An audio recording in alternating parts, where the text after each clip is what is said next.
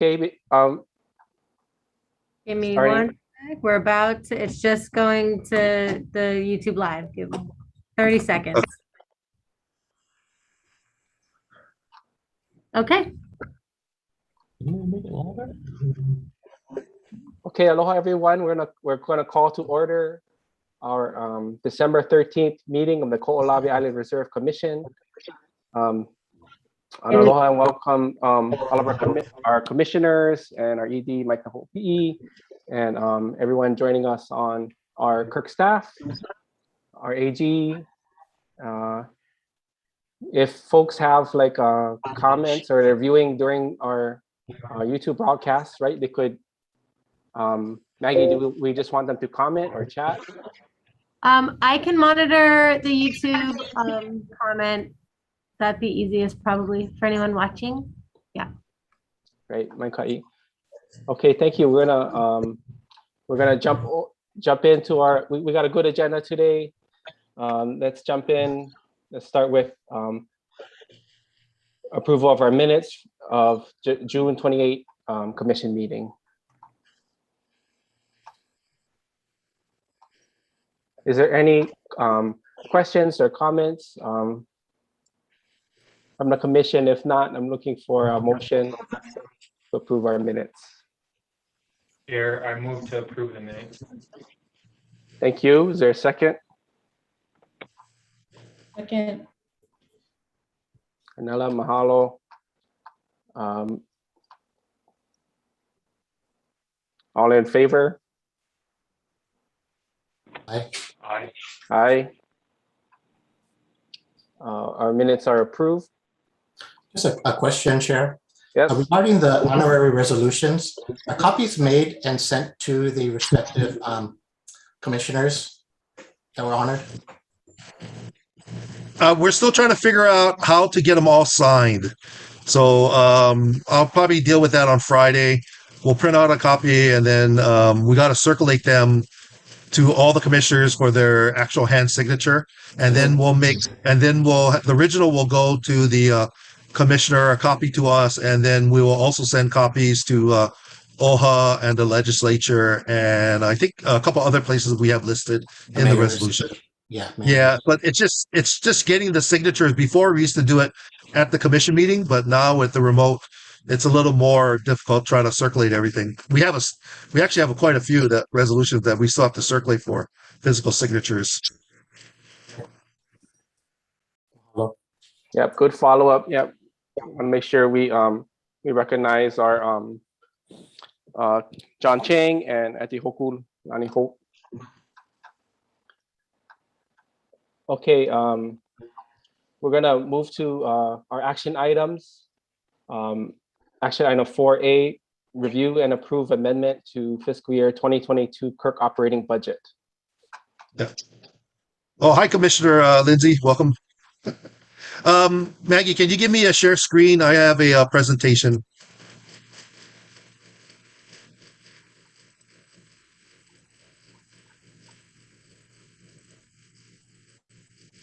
You guys get that over in KIRC office?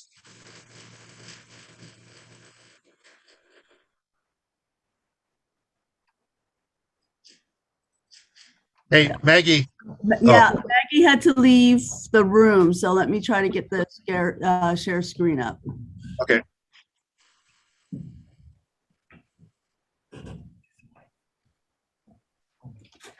Yep. Is the multiple? Perfect. Sorry, we can't have like YouTube on with this machine because that's going to make Zoom not work. So I have to monitor YouTube at my desk. Just FYI, that's why I'm over there. Yeah. I just sent somebody from staff to go monitor your desk. You send somebody. Yeah. Who's there? I don't know who's there. Matt, Dean, Paul, Grant, myself, Terry. Send Grant. Send Grant. Monitor my desk.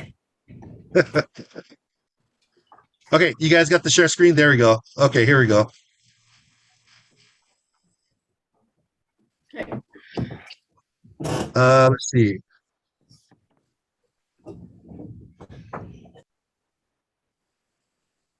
Do you guys see the budget requests? Yes. Yes. Okay. Okay, so the recommended motion for this action item is to approve the KIRC's FY22 budget increase of $19,268.52 and the redistribution of general and trust funds as detailed in Table 1. Let me see if I can get to the next slide. This is a comparison between what was approved in June, which was 1.798, 1,798 and about 500,000, compared to what we have in our amendment, which is about an increase of 19,000. Basically, the changes occurred in, we have about five, six, seven different changes that happened. First of all, our general fund allotment for this year from the department was $93,000 higher than what we expected, what we projected. We actually did pretty good. We were able to get all the funding for our staff salaries and a lower reduction that the governor held back. I think we projected 8%, and he held back more, like about 6.5. It was a lot less.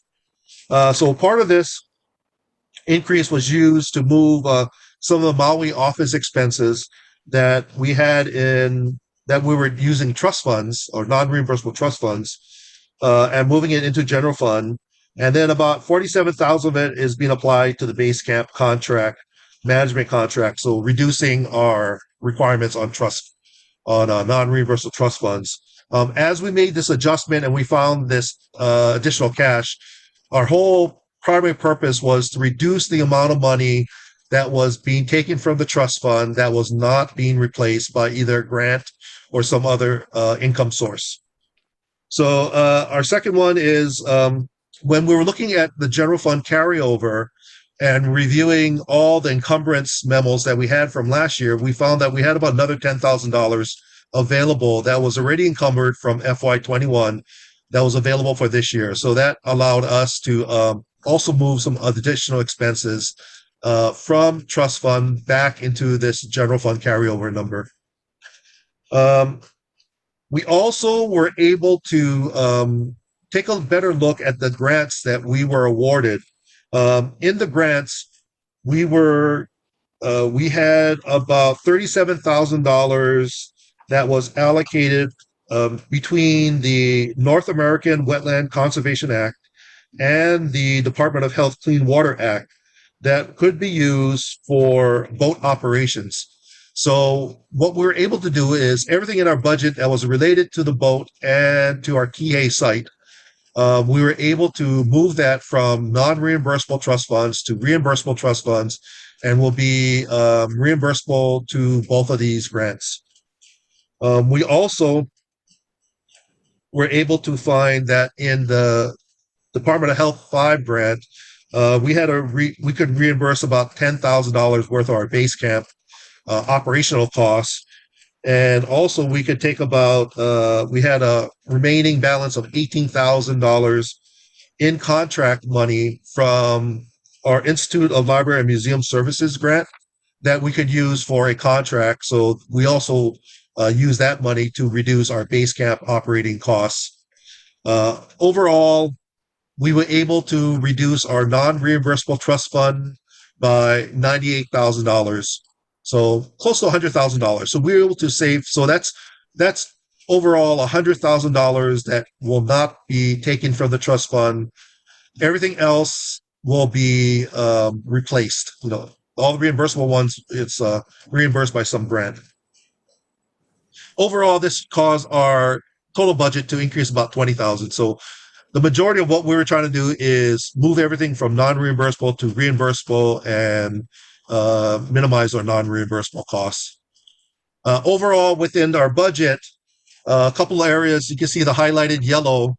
The highlighted yellow is where the changes were between the approved budget and the unapproved, then the current amendment. In commission, so none of the personnel costs changed, so that was good. So we're good with personnel.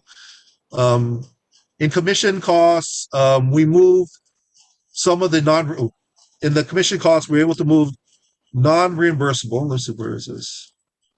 Sorry. We move all the non-reimbursable costs for commission operation, which was travel. If we have travel again, if we travel within this year, it will be general funded. If we don't travel towards the last quarter, we'll redistribute those funds if necessary. Administrative costs, we were able to utilize the carryover to eliminate all our non-reimbursable costs for administration.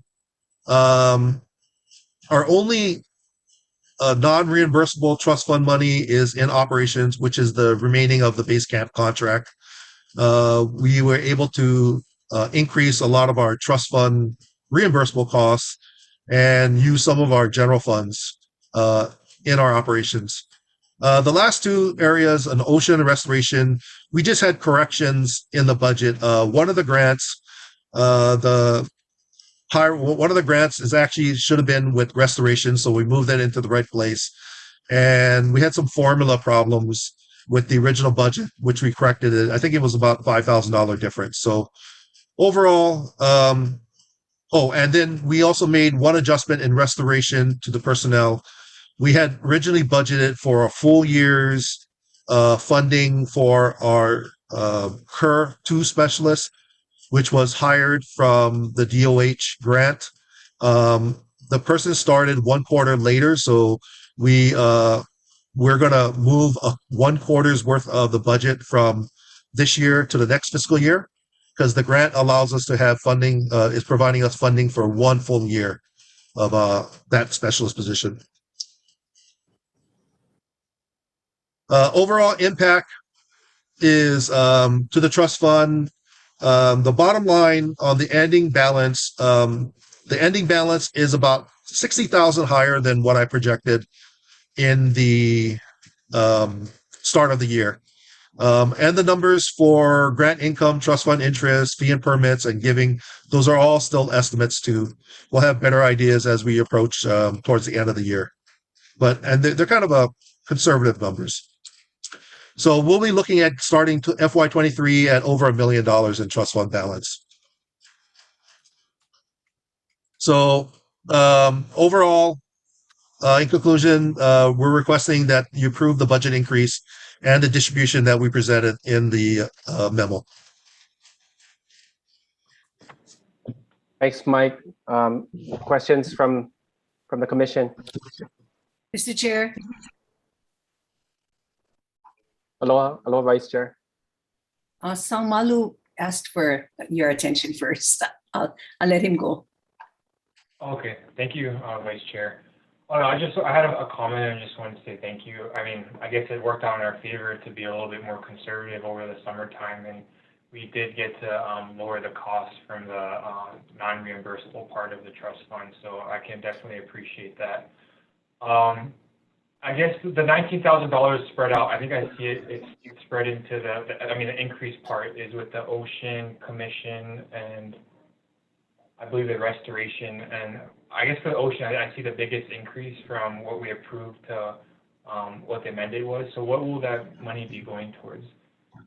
I think it's about $13,000 in the increase, or is that the money that you said you found? So 10,000 of it is money we found from our remaining contracts that already had funding in it. So we found 10,000 there. So the other 9,000,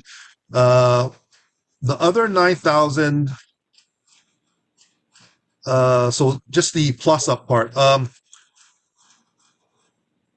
So we moved from, okay. So really in the ocean program, we actually changed, we used to have the stickers for the, what do you call the thing? The trolling, permitted trolling.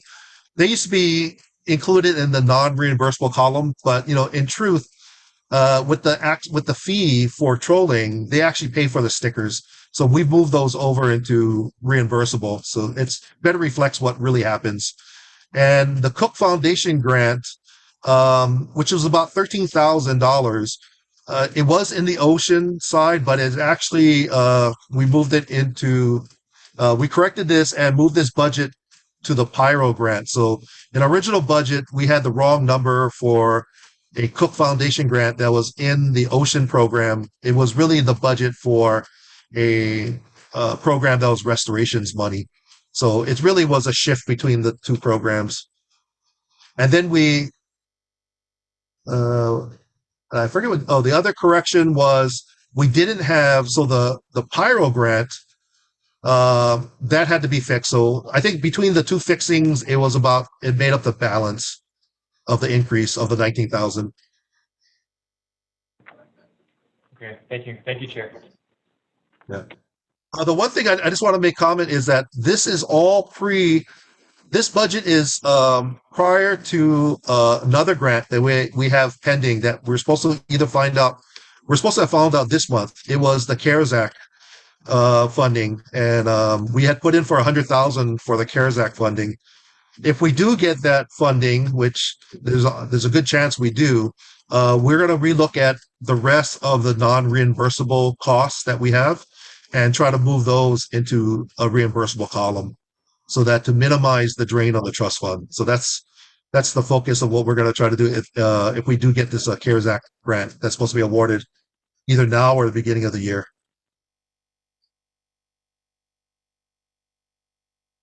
Mr. Chair, I'd like to make that motion Thank you. for approval. Is there a second? Second, Pang. Thank you, Kelly. All those in favor of the motion? Aye. I, Any opposed? Thank you. Motion carries. And also, I also appreciate AD and staff working on those kind of decision rules, right? If we should get more funds, let's look at those non-reimbursable, to look at our different sources, yeah, protect those sources. Okay, let's go to action 4B, legislative positions for 2022 session. Okay, legislative positions. So we have 4 legislative requests that we are making this year. The first one is, number 1 is to restore funding from Act 140. It's about $100,000. Act 140 in 2018, we had gotten a bill approved and was attached to the budget bill at that time for $100,000 extra in general funds. We had it continued in the first year of the previous biennium, but when COVID hit, anything that wasn't in both bienniums were eliminated. So we lost that 100,000 in the last biennium. It wasn't in the start of this one, but the good news is that we've asked for this from the governor's budget, and the governor has said yes. So it is now in his budget for submission to the legislature to restore this $100,000. This $100,000 will increase our general fund allowance and will be used towards operations, either boat operations or for base camp. That's the kind of focus of why we were awarded that in the first place. Number 2 was provide general funds to fund a cultural resource specialist 2 position. So this is also another issue that happened during COVID. Any position that was vacant more than 2 years was first in the first year of the COVID, which was, I believe, FY20. The funding was eliminated. In FY21, if the position was also not funded, with the stipulation that the position had to be abolished. So in FY22, we had to abolish the Cultural Resource Project Ordinary position, which was we had to add back in a few years prior. So that position is actually gone. What we did was we could no longer use that position. So we are using another position that we had, which was Cultural Resource Specialist 2, which was Kalei Nuhiva's position from years ago. We were able to reintroduce that to our department requests. And we actually got that approved by the governor. So it is now going to be in the governor's budget request to get a Culture 2 position approved. And it will function very close to the culture project project coordinator that we had. Basically be in charge of our culture program, liaison with PKO and other stewardship groups, and then also look at instituting cultural practices within KIRC and reviewing other, also looking at burials and being our liaison for all those type of historic preservation type issues.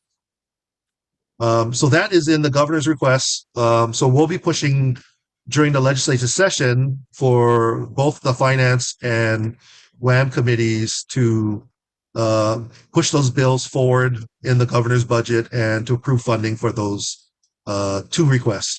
So we were able to get our first two in the governor's budget. Our third request was something that we've been asking for about forever. It's a large sum for about $500,000 in general funds for our operations, which will cover base camp and which is the only thing that we don't really have covered right now by either general funds or grants per se, is base camp. So we were asking for about $500,000 to cover base camp operations plus all the supplies and materials that we utilize for base camp, including repair parts and vehicle repairs and equipment, etc. And then the last request is we are looking for funding for two new positions: a reserve specialist, Kaho'olawe Island Reserve Specialist 2, and a Reserve Specialist 3. One of it is to make permanent or add to our general funds the position that we have today for the KIRC 2 that is being trust funded under a grant. And the basic one of why we ask for these is that we need increased manpower for both the boat and for the field for safety and for operational purposes to help give a break to our crew, our staff that's doing all the boat runs. And just so that also we need people on island to work with the volunteers to implement all these new grants that we have operating. So we do need field people. We figure the best is to get KIRC specialists, which can work both ocean, land, and on the boat. So these two last requests did not make it into the governor's budget. So I'm going to be asking legislators if they could introduce bills to add these to the budget, those two positions and the $500,000. It may or may not make it through, but at least it'll get through hearings, and then the conversations will still be there about KIRC funding, so that when finance does go through the governor's budget, they already would have heard a bill related to KIRC, and KIRC will still be on the mind. So it'll keep discussion going and public hearing and testimony relating to KIRC operations, at least through the legislative session prior to finance and WAM hearings for budget. And that's the four we got. So that's the intention for this legislative session. Questions from the commission? Is this just informational, or do you need a motion? Unless I hear otherwise, I think we're going to move to approve our legislative position as a slate. So these four requests, unless people want to take one of them separately. So Malo, you got any questions? I know this is of interest to you.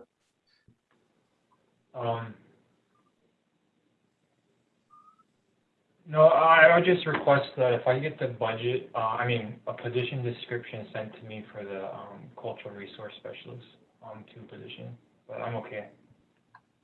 Will do.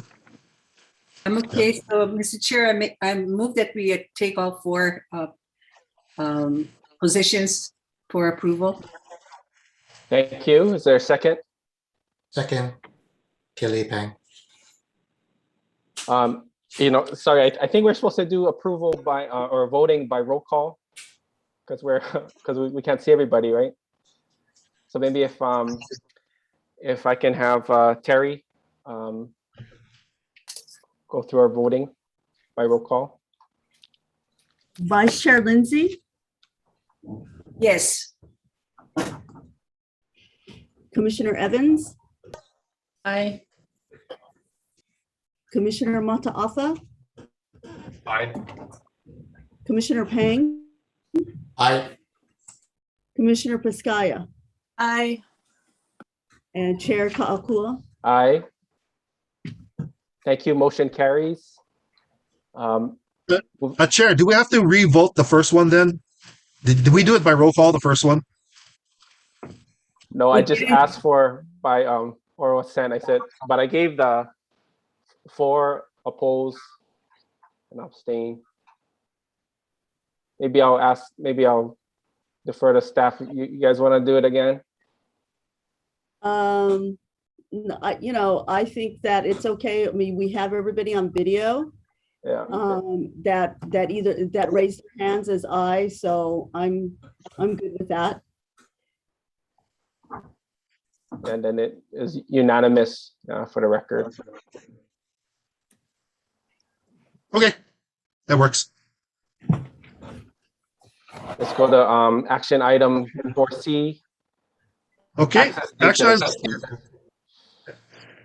item 4C, request by the Protect Kaho'olawe Ohana to approve access dates and activities for 2022. The recommended motion is pursuant to Hawaii Admin Rules 13261-13 and Section 8 of the Palapala Ailike Kahu'aina. Approve the proposed access dates and activities for the 2022 calendar year requested by the Protect Kaho'olawe Ohana as KIRC approved and authorized activities. For your information, because I know we have a couple of new commissioners, in our stewardship meeting and working group, in the Ailike agreement, the PKO will present dates and activities, and the KIRC will authorize those activities as permitted within the reserve as specified by HRS 6K. We either have authorized activities, stewardship agreement, authorized activities, activities approved in the stewardship agreement, and KIRC approved and authorized activities.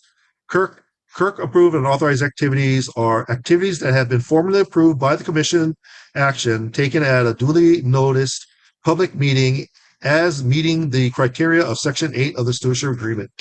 The whole purpose of this was so that we could, it has to do with the volunteer clause of the state with regards to the indemnifications. The short answer of this whole long discussion was it adds to the validity that they were approved activities so that if something does happen, the Attorney General's office will review the status of what was happening and were they approved and authorized activities and make a decision on if they will be defending if there's any lawsuit. I think that's the gist of it, Dan.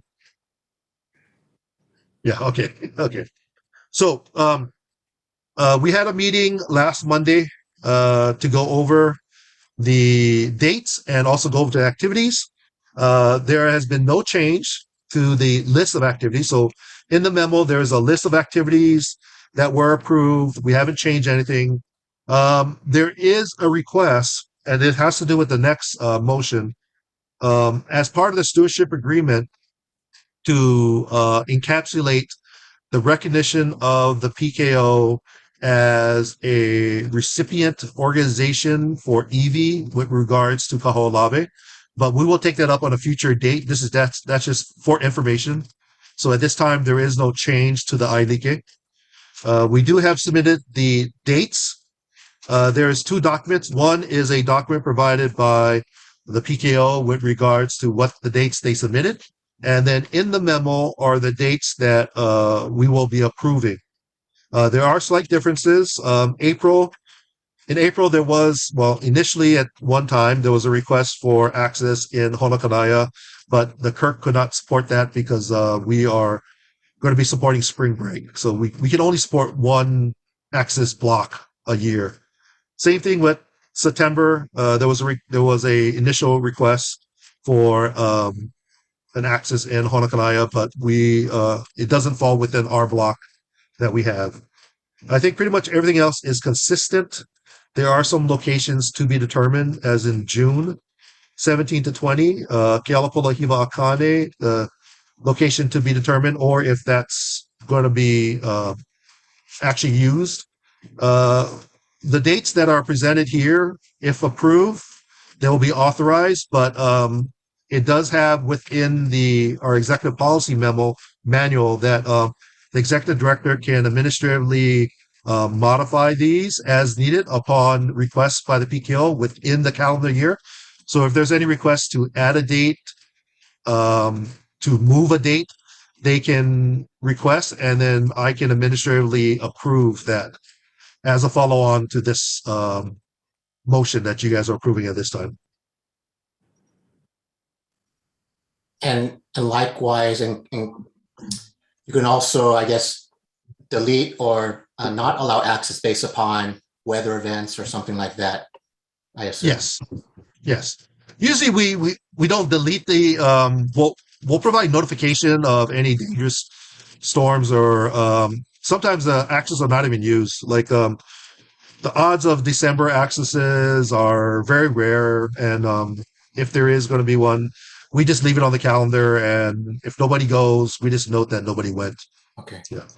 Yeah. We are waiting for inputs on Alaloa accesses, so those will be administratively added in as we find out about those. And those are usually smaller groups, small dedicated groups that are working on trails at different locations, either a Hupu or different sections of the island.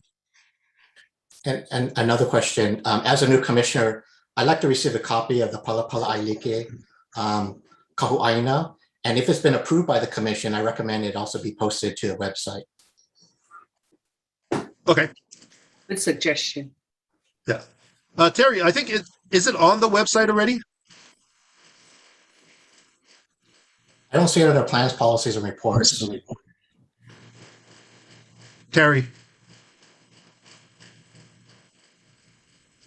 Terry? No, Mike, it is not on our KIRC website. I can give it to Carmela and have her post it. Okay, no problem. Yeah. And then Commissioner Pang, did we ever give you your Packet? yeah, no, what is it called, Terry? The booklet we make for the commissioners? Okay, there's the Pala Pala Ko'i Ko'i, as well as the executive manual. So I could have sworn I sent those out to the new commissioners, but I do have that. Thank you. Yeah. I found it. You know, on this, Mr. Chair, on this motion before the board, there's so many different possibilities of changes. I wonder if we have to approve it. I mean, you know, our executive director has the authority to approve up or down and in and out. So it would be erroneous for us to approve something that tomorrow might change. Chair, it's my understanding, though, that from a legal point of view, it's good to approve at the commissioner level, at least these proposed dates for legal liability. That's why I'm here. I see. I think Dan has a better. Dan, do you have a opinion on that?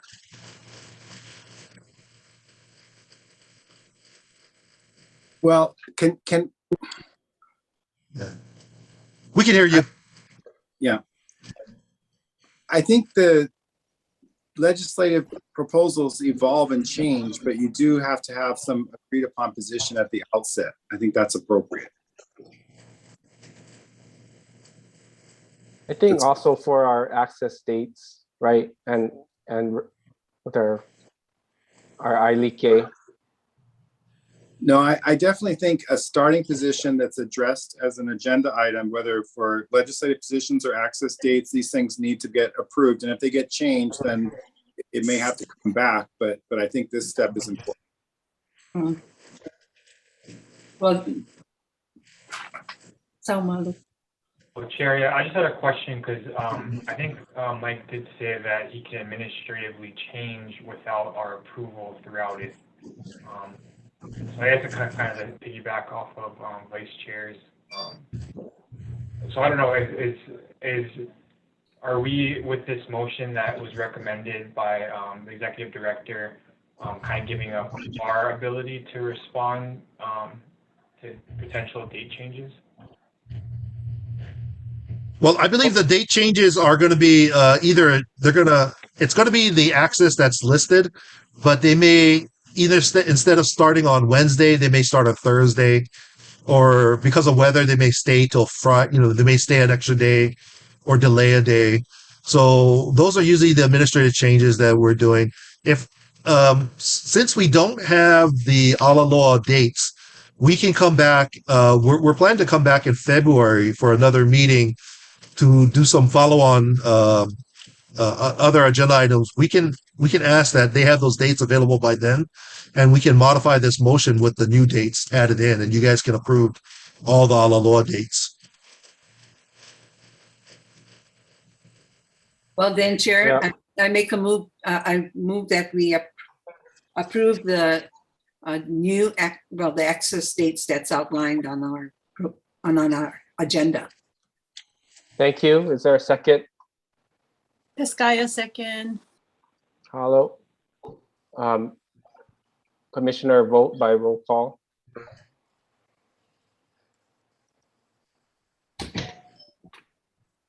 Vice Chair Lindsay,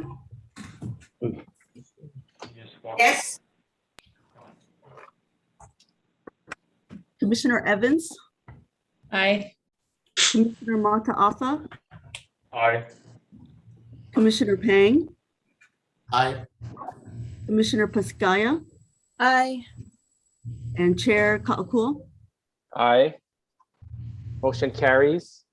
Let's go to action item 4D regarding ED letter to Bishop Museum.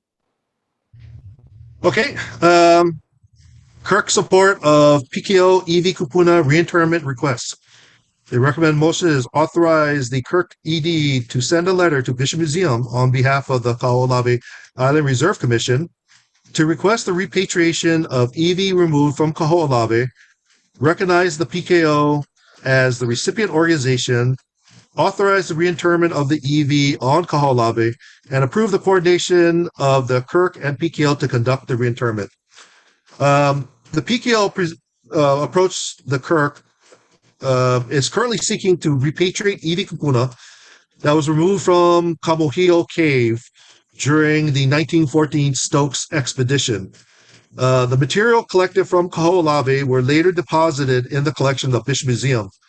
In 1998, the KIRC recognized the PKO as the attached memo you see from a previous meeting as the recipient organization authorized to coordinate with the KIRC to reintern the subject EV back to Kaho'olawe. During the initial search, there supposedly was supposed to be 3 boxes of EV remnants. Only 2 boxes were found, and a 3rd box is somewhere lost in the archives. The request is the KIRC support in asking Bishop Museum to conduct another in-depth search to locate any EV originating from Kaho'olawe for repatriation. And then upon locating the subject material, the PKO is requesting to be recognized as a recipient organization in coordination with the KIRC to transport and reinter the remains to Kaho'olawe. The KIRC, as under section HRS 6K-6, has been designated as the burial council for the island of Kaho'olawe. The commissioners have been. And also another precedent is that a similar memo was approved back in 98 for the first 2 reinterment, the first 2 boxes that they discovered. So basically what we're doing is we're asking Bishop Museum to do another in-depth search and to try to locate the 3rd box. And if that box is found, we can begin the process of repatriation back to Kaho'olawe in partnership with the PKO. Thanks, Mike. Questions from the commission? Yeah, question. Is there a reason why we don't go to Bishop Museum ourselves and ask for them to do the search? for that third box, find that out first, because they may, not find it. But I think we can at least ask them that. If they find the box, then we could, go to this next step of recognizing PKO if it's appropriate, and they can be the designee to receive that box. But couldn't we just go ahead and ask Bijou Museum on behalf of the KIRC? Can they do a search? I think that's what we're doing here. Yeah. That's what we're doing. Okay. That's the kuleana for us as the KIRC as the Island Burial Council. So PKO cannot go directly. That's why they're coming through. Okay. All right. Yeah. Thanks for the clarification. Yeah. Chair, I move to approve the recommended motion. Thank you. Is there a second? Second. Terry, can we do a vote of the action by roll call? Vice Chair Lindsay, Aye. Commissioner Evans, Aye. Commissioner Mataafa, Aye. Commissioner Pang, Aye. Commissioner Piscaya, Aye. Chair Kaho'olawe. Aye. Motion carries. Moving to section 5, administrative business, executive director's report. Okay, thank you very much. Exec Director report, our FY20, actually that should be corrected, FY22 expenditure report and budget variance. Currently there is none because we are realigning the expenditure report with the new budget. And with this new budget, I think we are going to be zeroing out any variances. So we'll start the variance count starting at the next commission meeting. The long range schedule is attached just for informational purposes. We do a long range schedule that's 1 year in advance. We set up when the accesses are going to be and the assignments. It's color coded in 4 different colors. The green area is the latest 3 months, the closest 3 months. We try to lock everything in that schedule down. The pink, or the kind of a pink area, is the 6 months out. 6 months out, we try to, we're confirming the assigned dates, the assigned groups, and trying to get those settled.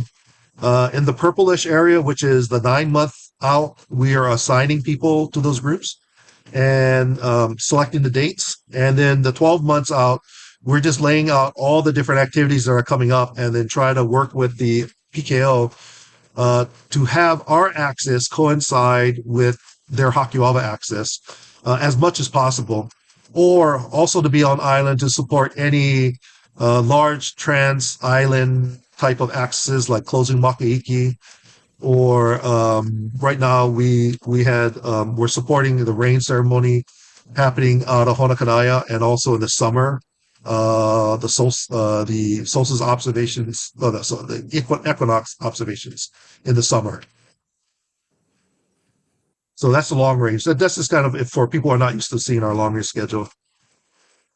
Commissioners update. We just sworn in Commissioner Piscaya. So she is now starting a new term. Nobody's term expires in 2022, except for Commissioner, the DLNR Chair Case, her term expires with the governor's term of office. So everybody else will be here till at least June 30th of 2023.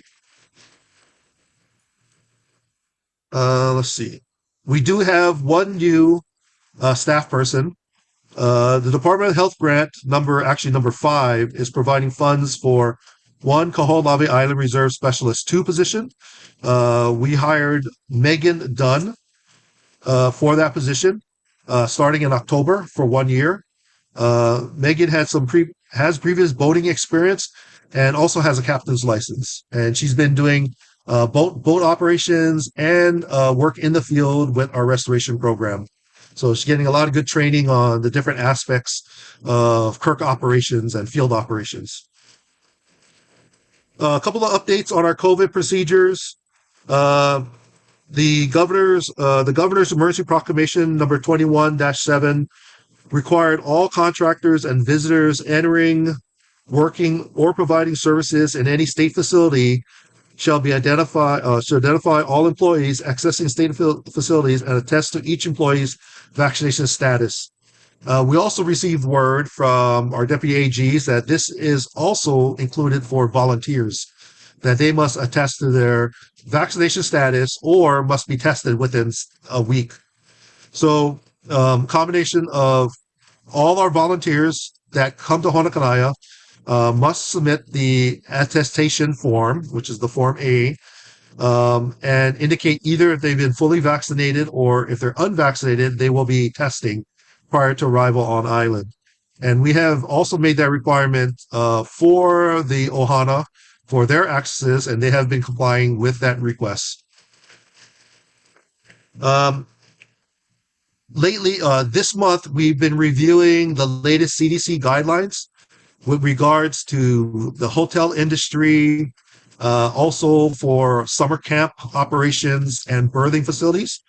And based upon those, the latest CDC guidelines, right now, the only time that you need to shut down a facility or have a facility in isolation is if there is a suspect of COVID, a person with COVID in that building, and then you only have to shut it down for 24 hours. Based upon those guidelines and the hotel guidelines that we've been reading, we're going to be opening up both of the cabins that we use for volunteers, but we will not be, right now, the buildings have every other bed secured so that there's a big space between the beds. We're going to leave that for at least till end of the summer until we get some new guidance. So we'll be able to take 5 volunteers in hut 10 and then 5 volunteers in hut 11. And then when the new volunteer group comes in, we'll be able to also use those huts again. We don't have to let them sit for 7 days as we were doing previously. So right now we are increasing our access numbers to 10 on the weekend and 10 volunteers on the weekend, 10 volunteers on the weekday. 10 is now our limit because it's our contractual limit with our base camp management, food service providers. We agreed to 10 volunteers on each access as part of our contract cost reduction process. We had a couple for government relations. We had a couple on-site. Well, we had a couple on-island visits scheduled previously. We were looking at earlier this summer for a visit by finance committee, and we were working with the finance staff. And actually, we're working with Representative Amy Peruso and Representative Kyle Yamashita to coordinate a finance staff visit. Finance legislative visit when they do their Maui tour. And then also we were working with Senator Lorraine Inouye to do a site visit to the island. But right after we had coordinated and planned those out for them, the new Delta variant hit, and basically all site visits were canceled after that. So we're still in communications with the staff. We hopefully maybe start those. We'll try to do those again after this legislative session.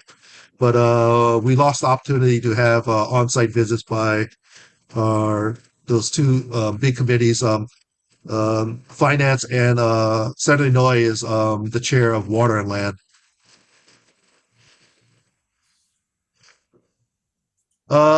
We did submit a request for earmarks. Senator Schott's staff reached out to us and gave us a heads up that they are now allowing earmarks again back in the government's budget.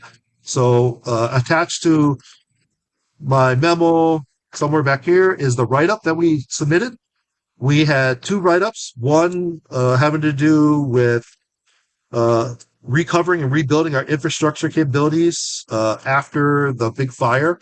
And we were looking for funding within the Department of Interior for that. I think we were asking, I forget the number, was like 2.8 million or someplace in that area. Actually, it's a 1.3, 110 $1.1 million for rebuilding our restoration capabilities. And then the second ask was, that's pretty much, actually, that we only had that one ask. We had a previous ask before from the Department of Defense for unexploded ordnance safety, but we couldn't find the line item that was in there, so the government line item. So what we just stuck with the one proposal, and it was for endangered and native species habitat protections.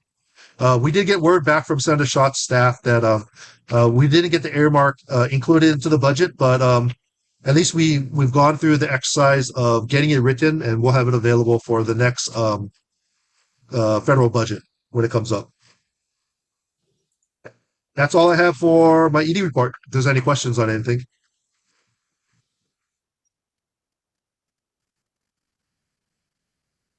Questions, comments from the commission?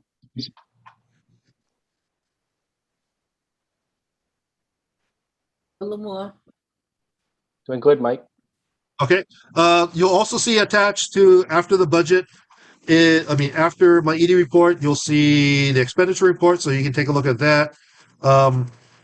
The newly approved budget is not in here, so the comparison between expenses and budget are going to be off because we realigned the budget.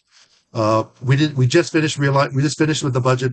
We didn't have time to update the expenditure report, but we'll have it for the next meeting. That's it for the ED report. And then if you want to move on to project status updates, and I'll have my staff over in Maui to do the presentation. We'll first start off with restoration.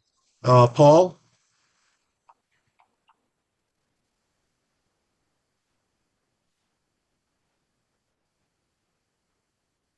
Maui. You guys there? Okay, so Mike, the expenditure report, the expenditures are accurate. It's just that the budgeted amounts are gonna change based on today, right? Yes. Yes. Well, you can keep your mask off when you speak. There you go. There you go. Aloha, Commissioner. Hey, Paul. Paul. And first give you a Kaho'olawe Kanaloa update. We have 20 plants in cultivation. 3 of them are, one of them is the original plant and 2 are clones, and these other 17 are seedlings from the mother plant. Of these plants, 3 of them, the original and the 2 clones are at Kaho'olawe Farms, and the other 17 are at the Olinda Rare Plant facility in the Olinda area.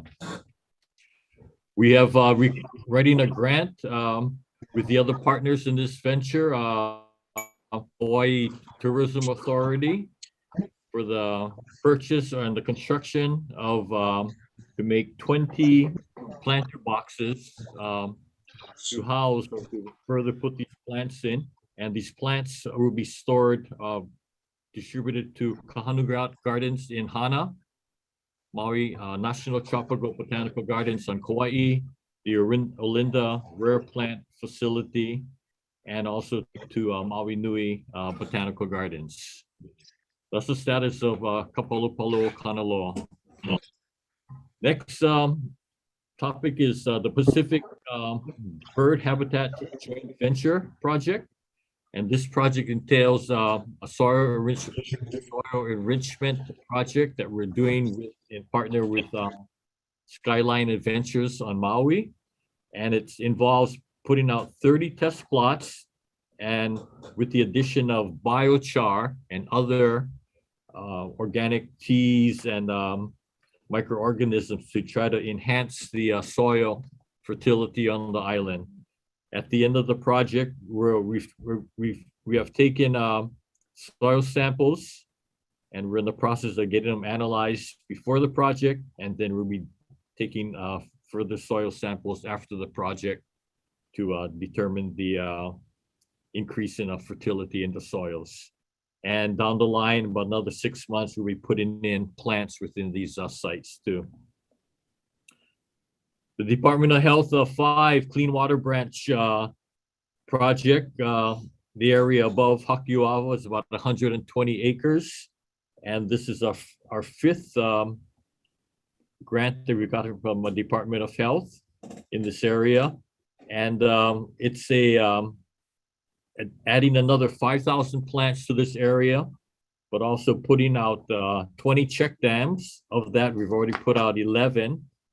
And to date, we have put out 2,000 plants. And our original project, we said we're going to plant 5,000. So another 3,000 to put in the next couple of months. And to date, since June through November, we've taken out 53 volunteers to help us with our work.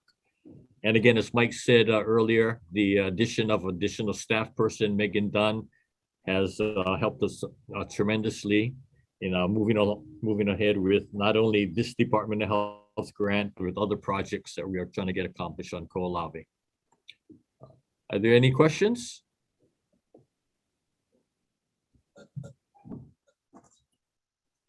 Thanks, Paul. Okay. Okay, thank Moving you. on to ocean. Moving on to our ocean update by Dean.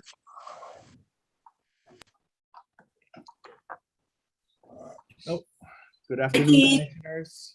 Good afternoon. Hi, Dean. Hi, Commissioner Lindsay. Good to see all of you guys. Good afternoon. I'm here to provide the ocean programs update for reporting period June to November 2021. Briefly, just going over the three major grants we're operating. The first being the NOAA Pyro Educational Training Grant. It was completed in November, and we were able to meet all deliverables. A total of 24 students and teachers were brought to Kaho'olawe to implement all of their in-class workshops that we conducted with them. Schools that participated were Maui High School, Lahaina Luna, and Kinke Kaulike. Yeah, and for the second grant we're currently working on is the marine debris removal. That's a NIFWIF grant from NOAA as well. It's a three-part access project, and we completed our first access November 18th to November 21st. And we've accumulated what we approximate to be about 3 to 4 tons of marine debris in the Bay of Kanapo. We're planning to go back 2 more times, once more to again collect and aggregate debris, and then the third trip will be to fly out all the debris. The deliverable for that is 5 tons. And the final grant that we're working on is the Cook Foundation grant. During this reporting period, it was still in, we're still working that grant, but it has since been completed in December. A total of 6,000 native plants were put in with this grant, and 7 beach slope surveys were conducted. That's it for the ocean program. Commissioners, I'd be glad to answer any questions if there are any. If not, I'd just like to say Lono ika makahiki and happy holidays to all of you.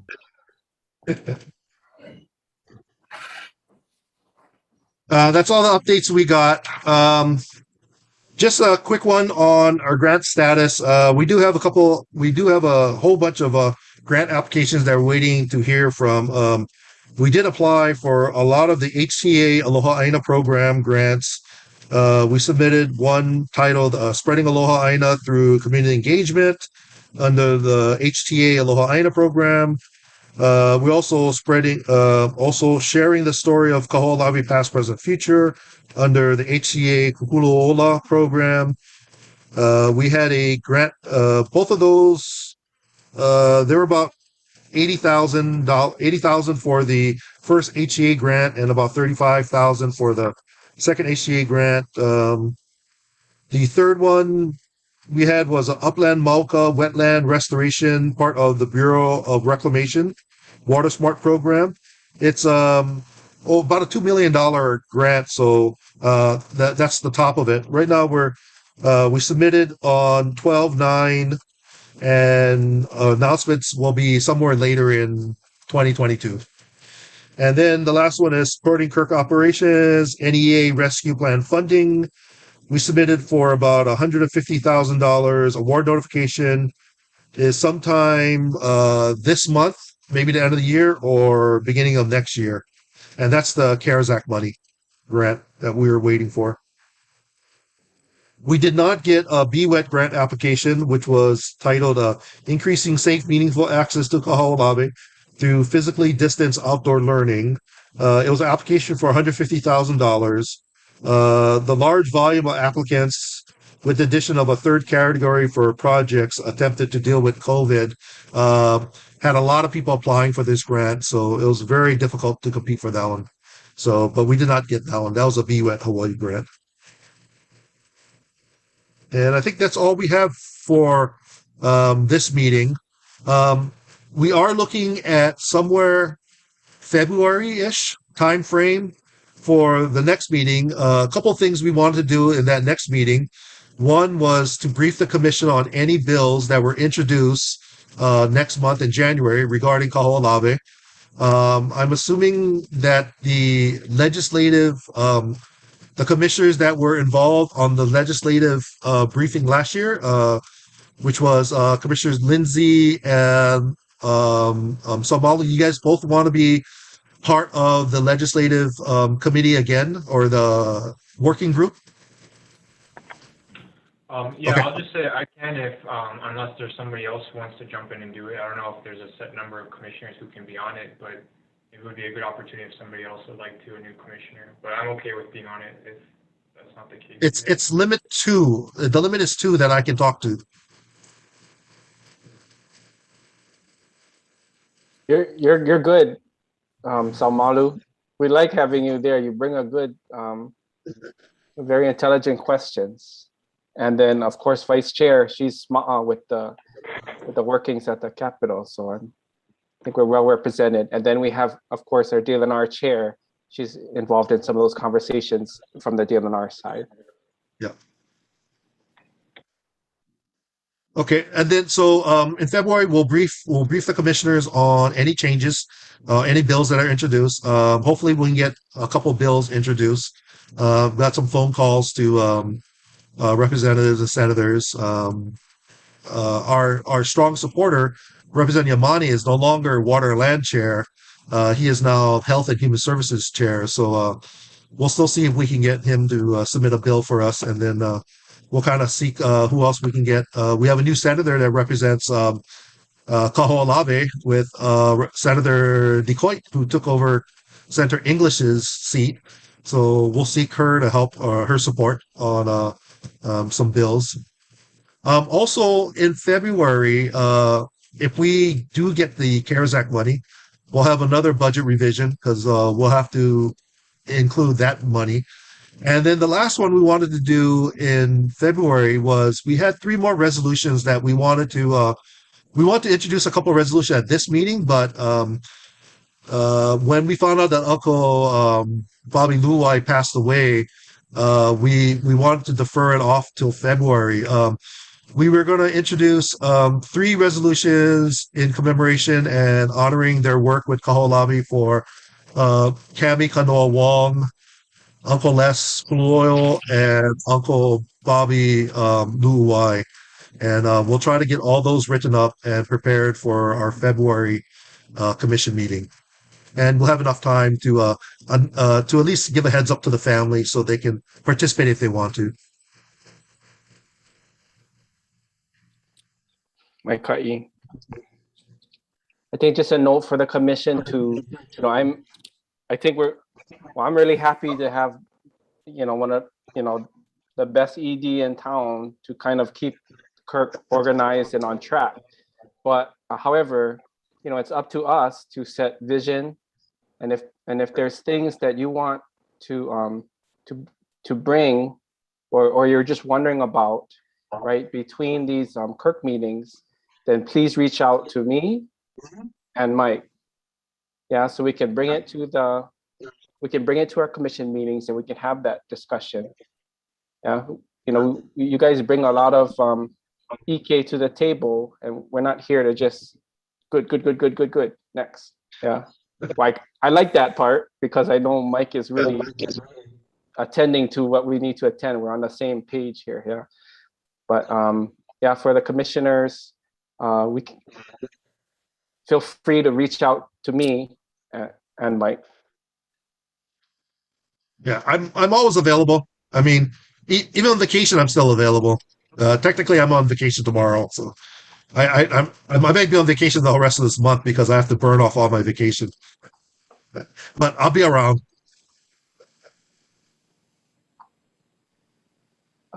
If other comments, announcements before we.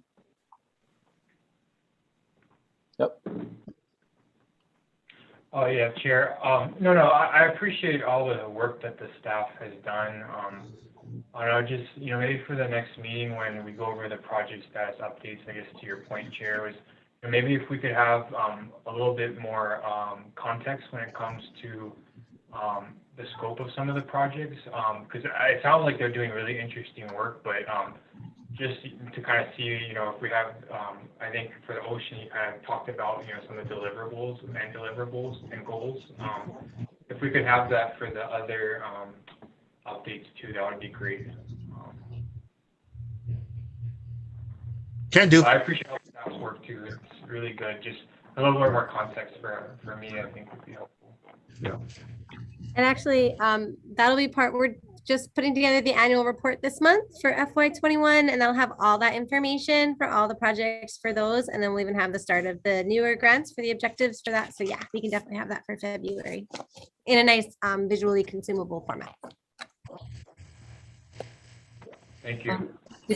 Mr. Chair, I just want to thank the staff from Michael down to all of the people that work at KIRC for all the great work that they're doing for us. It's so important to have the confidence that they're properly taking care of our island there. I wish we had the same confidence in Hawaii, on Mauna.